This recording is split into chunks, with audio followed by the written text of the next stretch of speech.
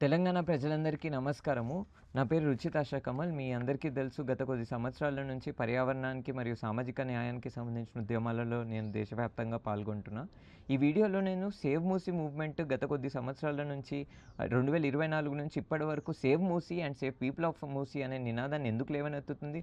ప్రభుత్వం అంటున్న విషయాలేంటి? మేము అడుగుతున్న విషయాలేంటి? ప్రజలు అడుగుతున్న అంశాలేంటి? ఇవన్నిటిని కొంత క్రిస్ప్‌గా మీ అందరికీ ఎక్స్‌ప్లెయిన్ చేయాలని అనుకుంటున్నా. ముందుగాల సేవ్ మూసీ మూవ్‌మెంట్ అంటే ఎవరు? సేవ్ మూసీ మూవ్‌మెంట్ అంటే తెలంగాణ వ్యాప్తంగా ఎవరైతే యువత మూసీ నదిని కాపాడుకోవాలి, మూసీ నదిలో ఉన్న నీళ్లు శుభ్రం కావాలి, పరివాహక ప్రాంతంలో ఉన్న పర్యావరణము రక్షించబడాలి, ఇవన్నీ ప్రజలని సెంటర్లో పెట్టి జరగాలనే నినాదంతోని సేవ్ మూసీ అనే ఈ ఉద్యమం స్టార్ట్ అయింది.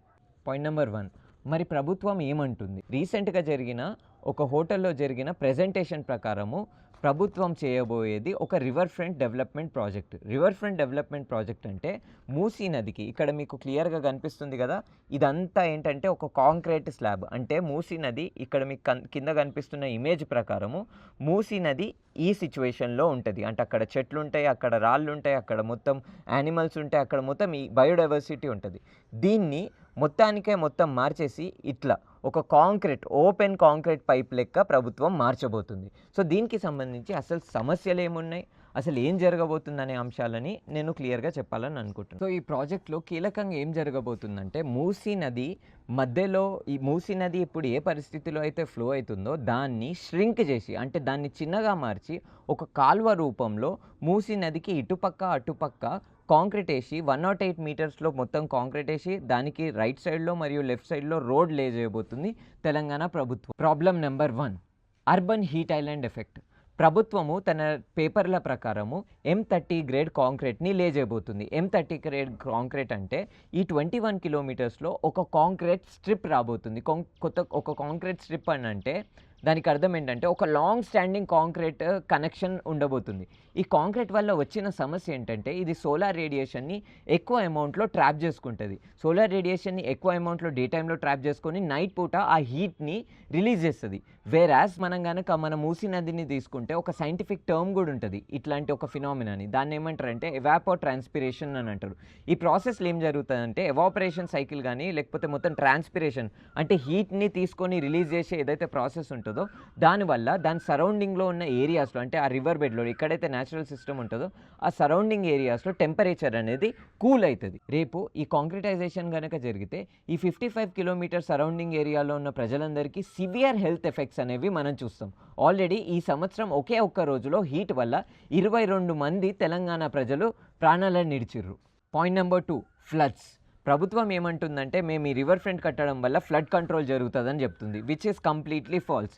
ఈ మాట ఎందుకు చెప్పాల్సి వస్తుందంటే ప్రభుత్వము చెప్తున్న డేటా ప్రకారము వాళ్ళు ఎంక్రోచ్ చేయబోతున్నారు. మూసీ నది ఎక్కడైతే పారబోతుందో ఆ మొత్తం స్థలాన్ని ఎంక్రోచ్ చేయబోతున్నారు. ఈ రివర్ ఫ్రీగా ఉన్న రివర్ని ఎంక్రోచ్ చేసినప్పుడు ఏదైతే వాటర్ ఫ్లో ఉంటుందో ఆ నీళ్ళు ఎక్కడికి వెళ్తాయి?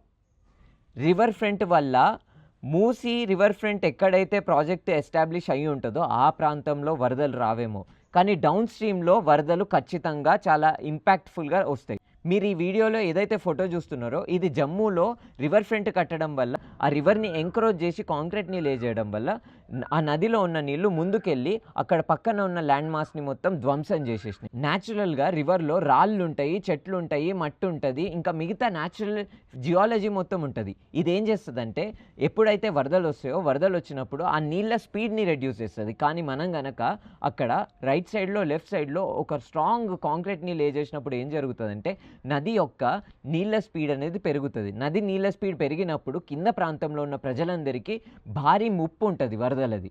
Point number 3 and very important point, ప్రభుత్వము తన క్యాంపెయిన్స్లో అసెంబ్లీలో ఎక్కడ దొరికితే అక్కడ ప్రభుత్వం అంటున్న అంశం ఏంటంటే రివర్ ఫ్రంట్ కడుతుంది నీళ్ళ శుభ్రత గురించి, నీళ్ళ ప్యూరిఫికేషన్ గురించి అని వాళ్ళు చెప్తున్నారు. కానీ రివర్ ఫ్రంట్ వల్ల ఎటువంటి పొల్యూషన్, ఎటువంటి వాటర్ పొల్యూషన్ అరికట్టలేము. ఇది కంప్లీట్లీ అవాస్తవము. దీనికి బేసిస్ ఏంటంటే ప్రభుత్వము అఫీషియల్గా వాళ్ళు చేసిన పీపీటీ ప్రెజెంటేషన్లో గ్లోబల్ ఇన్స్పిరేషన్ అని ఒక 4 ప్రాజెక్టులని మెన్షన్ చేసినారు. ఆ 4 ప్రాజెక్టులో ఇండియాలో నుంచి ఓన్లీ ఒక ప్రాజెక్ట్నే మెన్షన్ చేసిర్రు. దాని పేరేంటంటే Sabarmati river front project. Sabarmati river front project అనేది ఒక ఫెయిల్డ్ రివర్ ఫ్రంట్ ప్రాజెక్ట్. దానికి ఎవిడెన్స్ ఏంటంటే ఈ రివర్ ఫ్రంట్ ప్రాజెక్ట్ ఇనాగరేట్ అయింది 2014లో. 2014లో ఈ రివర్ ఫ్రంట్ ప్రాజెక్ట్ ఇనాగరేట్ అయింది. ఈరోజు మనం 2026లో ఉన్నాం. మీరు ఈ ఆర్టికల్ని ఒక్కసారి చదవండి. Sabarmati still India second most polluted river. And ఈ ఆర్టికల్ 18th May 2025ది. రీసెంట్గా చేసిన అంటే లేటెస్ట్గా చేసిన central pollution control board report ప్రకారము దేశంలోనే అత్యంత కాలుష్యమైన నది లిస్టుని కనుక మనం తీస్తే 2వ స్థానంలో సబర్మతి ఉంది.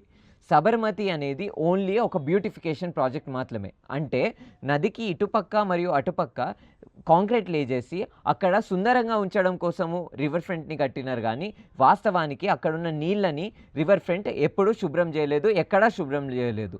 ఇది అంతా అవాస్తవము. రెండో ఇంపార్టెంట్ అంశం ఏంటంటే ప్రభుత్వము ఏమంటుంది, మన తెలంగాణ ప్రభుత్వము మేము గోదావరి నుంచి నీళ్లు తీసుకొచ్చి కలుపుతాము మూసీ నది లోపల, దానివల్ల నీళ్లు శుభ్రం అవుతుందని అంటుంది. కానీ వాస్తవం ఏంటంటే సబర్మతి రివర్ ఫ్రంట్ ప్రాజెక్ట్లో కూడా నర్మదా కెనాల్ అని ఒక కెనాల్ని వేసి సబర్మతి రివర్ ఫ్రంట్ ఏరియా లోపల నీళ్ళని పారిస్తున్నారు. కానీ ఇప్పటికీ ఇది జరిగి 6 సంవత్సరాలు అవుతుంది. కానీ ఇప్పటి వరకు సబర్మతిలో ఉన్న నీళ్లు శుభ్రం కాలేదు. రివర్ ఫ్రంట్ అనేది కేవలం ఒక స్ట్రక్చర్ మాత్రమే. అంటే అది నదికి అటుపక్క మరియు ఇటుపక్క కాంక్రీట్ స్ట్రక్చర్ని బిల్డ్ చేస్తుంది.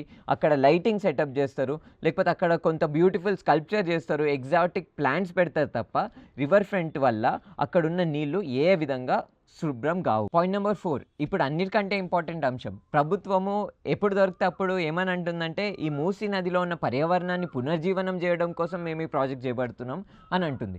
కానీ పర్యావరణం అంటే ఏంటి? ఎన్వైర్న్మెంట్ ఇంగ్లీష్లో. ఎన్వైర్న్మెంట్ అంటే దాంట్లో చెట్లు ఉంటాయి, దాంట్లో మట్టి ఉంటుంది, దాంట్లో పక్షులు ఉంటాయి, దాంట్లో ఇన్సెక్ట్స్ ఉంటాయి, దాంట్లో రెపిటైల్స్ ఉంటాయి, ఇవన్నీ ఉంటాయి. మరి 21 కిలోమీటర్లో ప్రభుత్వం గనక కాంక్రీట్ లే చేస్తే మట్టి మీద చెట్టు ఎట్లా పెరుగుతుంది, ఆ చెట్టు మీద పురుగు ఎట్లా కూర్చుంటుంది, ఆ పురుగుని పక్షి ఎట్లా తింటుంది, దాని మీద రెపిటైల్స్ ఎట్లా ఫుడ్ చైన్ ఎట్లా కంటిన్యూ అవుతుంది? ఇది ఇంపార్టెంట్ ప్రశ్న కాదా? రివర్ ఫ్రంట్ కట్టడం వల్ల మొత్తం 55 కిలోమీటర్లలో పర్మనెంట్గా ఈకాలజీ డెడ్ అయిపోతుంది. దీనికి ఆధారం ఏంటంటే కాంక్రీట్లో ఈకాలజీ అనేది పెరగదు. సరే, ఇన్ని ఇబ్బందులు ఉన్నాయి, ఇన్ని ప్రశ్నలు లేవనెత్తుతున్నారు కదా, మరి అటువంటప్పుడు మూసీ నది మీద ఏం చేయాలో మీరే చెప్పండి అని అడిగితే మా దగ్గర జవాబు ఉంది.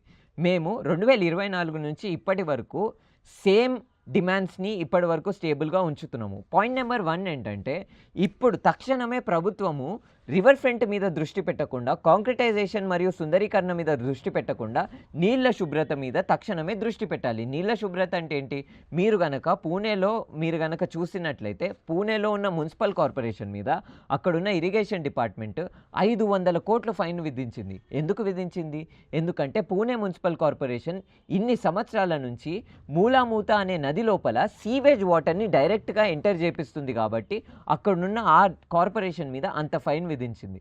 అంటే మన మూసీ నది మీద ఇన్ని సంవత్సరాల నుంచి ఏవైతే డిపార్ట్మెంట్లు హెచ్డబ్ల్యూఎస్ఎస్బి, జీహెచ్ఎంసి ఇంకా మిగతా ఏవైతే డిపార్ట్మెంట్లు మూసీ నదిని కాలుష్యం కాకుండా రక్షించాలో ఆ డిపార్ట్మెంట్ల వైఫల్యాన్ని అర్జెంటుగా మనం అడ్రస్ చేయాలి. అదొక్కటే కాకుండా ఏవైతే ఇండస్ట్రీలు మూసీ నది లోపల కాలుష్యాన్ని కలుపుతున్నాయో, ఏవైతే మున్సిపల్ కార్పొరేషన్స్ నుంచి మురికి నీళ్లు ఎంటర్ అవుతున్నాయో ఆ పాయింట్స్ దగ్గర ఇమీడియట్గా ఎస్టీపీలు, ఈటీపీలు ఇంకా న్యాచురల్ వాటర్ ట్రీట్మెంట్ ప్లాంట్లు ఇమీడియట్గా ఎస్టాబ్లిష్ చేయాలి. కానీ ప్రభుత్వము వాటి మీద దృష్టి పెట్టకుండా ఓన్లీ సుందరీకరణ, కాంక్రిటైజేషన్ మరియు ల్యాండ్ గ్రాబింగ్ మీదనే దృష్టి పెడుతుంది. రెండో అంశం ఏంటంటే ప్రభుత్వము కంటిన్యూస్గా మాట్లాడుతున్న విషయాలు ఏంటంటే మేము నల్గొండలో ఉన్న ప్రజల కోసం చేస్తున్నాం, చాదర్ఘాట్లో ఉన్న ప్రజల కోసం చేస్తున్నాం ఈ ప్రాజెక్ట్ అని చాలా టైమ్స్లో ప్రభుత్వము కోట్ చేస్తూ వచ్చింది. కానీ ప్రభుత్వం అఫీషియల్గా ఇప్పటి వరకు ఒక్కసారి కూడా వాస్తవంగా గ్రౌండ్లో ఉన్న ప్రజలతోటి, పరివాహక ప్రాంతంలో ఉన్న ప్రజలతోటి ఇప్పటి వరకు ఒక్క చర్చ కూడా జరపలేదు.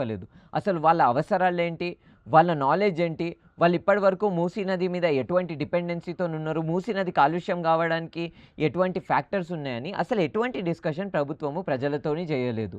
ప్రజల గురించి ప్రభుత్వం మల్టిపుల్ టైమ్స్ మాట్లాడుతుంది కానీ ప్రజలతో ఒక్కసారి కూడా చర్చ చేయలేదు. కాబట్టి మా డిమాండ్స్ చాలా clear. Hold the polluters accountable. మనం పూణే మున్సిపల్ కార్పొరేషన్ని చూసినట్లయితే పూణేలో ఉన్న మున్సిపల్ కార్పొరేషన్ మీద 500 కోట్లు ఫైన్ విధించింది అక్కడున్న ఇరిగేషన్ డిపార్ట్మెంట్.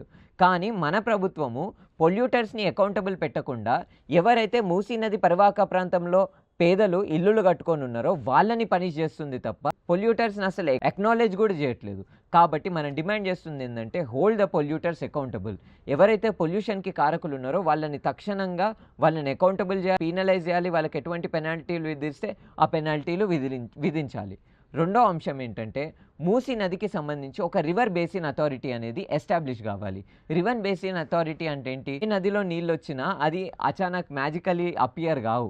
ఆ నదిలో నీళ్లు ఆ పర్టికులర్ రివర్ బేసిన్ నుంచి వస్తాయి. మూసీ నది బేసిన్లో నుంచి మనకి నీళ్ళన్నీ మూసీ నది లోపల పారుతాయి. ఆ బేసిన్లో ఎక్కడ పొల్యూటింగ్ ఇండస్ట్రీ ఉన్నా ఆ పొల్యూటింగ్ ఇండస్ట్రీ నుంచి వచ్చే ఏదైతే ఎఫ్లూయెంట్ వాటర్ ఉంటుందో, లేకపోతే ఏదైతే కాలుష్యమైన నీళ్ళు ఉంటాయో అవి ఎట్ ద ఎండ్ మూసీ నది పరివాహక ప్రాంతంలోనే, మూసీ నది ఫ్లో ఏరియాలోనే పారుతాయి. కాబట్టి మనకి ఒక లార్జర్ మూసీ బేసిన్ అథారిటీ అనేది ఎస్టాబ్లిష్ కావాలి. మూసీ బేసిన్ అథారిటీ ఎందుకు అనంటే మూసీ నది అనేది కేవలము వాటర్ ఫ్లో ఏరియానే కాదు, మూసీ అనేది ఒక లార్జర్ బేసిన్ పర్స్పెక్టివ్ నుంచి చూసినప్పుడు అసలు మూసీ నది లోపల కాలుష్యం ఎక్కడి నుంచి వస్తున్నాయి, అసలు మూసీ నది లోపల ఎటువంటి పొల్యూషన్ జరుగుతుంది అనేది ఒక overall understanding and overall inclusive understanding అనేది వస్తుంది. అండ్ ఈ డిపార్ట్మెంట్కి అధికారం ఉంటుంది. ఎటువంటి డిస్ట్రక్షన్ జరిగినా, ఎటువంటి పొల్యూషన్ జరిగినా దాన్ని అకౌంటబుల్గా నిల్చోబెట్టడానికి. మూడో అంశం ఏంటంటే ఎటువంటి ప్రాజెక్టు జరిగినా ప్రజలని సెంటర్లో పెట్టి ప్రజలతో డిస్కషన్ చేసే ప్రాజెక్టు ముందుకు కదలాలి. మరి మూసీ రివర్ బ్యూటిఫికేషన్కి సంబంధించి ఏమీ ఆలోచనలు లేవా అని అంటే ఖచ్చితంగా ఉన్నాయి. మూసీ రివర్ని ఒకవేళ బ్యూటిఫై చేయాలని అనుకుంటే న్యాచురల్గా బ్యూటిఫై చేయడానికి చాలా ఆల్టర్నేటివ్స్ ఉన్నాయి. దాంట్లో ఒక ఆల్టర్నేటివే పూణే రివర్ రివైవల్ గ్రూప్ మరియు జీవిత్ నది అనే 2 గ్రూప్స్ కలిసి పూణేలో రివర్ ఫ్రంట్కి వ్యతిరేకంగా వాళ్ళు 2 ఆల్టర్నేటివ్ మోడల్స్ని ఇంకా ఇకాలజికల్ గైడ్లైన్స్ని విడుదల చేసినారు. దాన్ని మేము ప్రభుత్వానికి ఈమెయిల్ రూపంగా ఆల్రెడీ పంపించినాము. కానీ ప్రభుత్వం దాన్ని అసలు అప్రోచ్ చేయకుండా, దాన్ని అసలు అక్నాలెడ్జే చేయకుండా ఈ ప్రాజెక్ట్తోని ముందుకు కదులుతుంది. మరి వాట్ కెన్ యూ డూ అంటే మీరందరూ ఏం చేయగలుగుతారు ఈ రివర్ ఫ్రంట్ ప్రాజెక్ట్కి సంబంధించి అని అంటే, రివర్ ఫ్రంట్ వల్ల దగ్గర 15,000 మంది ప్రజలు ఫేజ్ 1లో డిస్ప్లేస్ కాబోతున్నారు.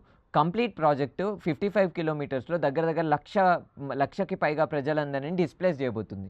కాబట్టి మేము రిక్వెస్ట్ చేస్తుంది ఏంటంటే మనము ఎంతమంది అయితే అంతమంది యువత, తెలంగాణ వ్యాప్తంగా ఉన్న యువత ఏకమయ్యి మూసీ నది మీద నిజంగా కాలుష్యాన్ని అరికట్టే ఒక ప్రాజెక్టుని చేపట్టాలి. ఆ విధంగా ప్రభుత్వము మళ్ళేటట్టు మనము ఉద్యమాన్ని నిర్మించాలి. మన నదులని మనం కాపాడుకోవాలి.